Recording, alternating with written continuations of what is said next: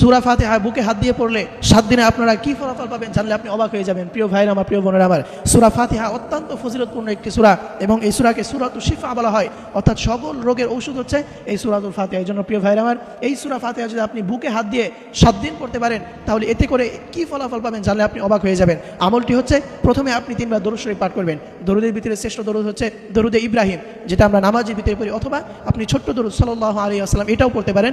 আপনি প্রথমে 3 বার দরুদ শরীফ পাঠ করবেন, এরপরে 3 বার ইস্তিগফার পাঠ করবেন, এরপরে আউযু বিল্লাহি মিনাশ শাইতানির রাজিম বিসমিল্লাহির রহমানির রহিম সহ সূরা ফাতিহা পাঠ করবেন এবং শেষে আবারও 3 বার দরুদ শরীফ পাঠ করবেন। এটা যদি আপনারা করতে পারেন, 7 দিন যদি আপনি করতে পারেন, তাহলে আল্লাহ তাআলা আপনার মনের সকল আশা পূরণ করে দিবেন, আপনার সকল চাওয়া আল্লাহ তাআলা পূরণ করে দিবেন এবং গায়েবী সাহায্য আল্লাহ তাআলা দান করে দিবেন। প্রিয় ভাইরা আমার, যে কোনো যদি আপনি মুসিবতে পড়ে থাকেন, আপনি যদি কোনো বিপদের মধ্যে পড়ে থাকেন, চতুর্দিক থেকে দরজা বন্ধ হয়ে যায়, উদ্ধার হতে পারছেন না, ওই সময় আপনি যদি বুকে হাত দিয়ে সূরা ফাতিহা পড়তে পারেন তাহলে অবশ্যই আল্লাহ রাব্বুল আলামিন আপনাকে গায়েব থেকে আপনাকে সাহায্য করে দিবেন।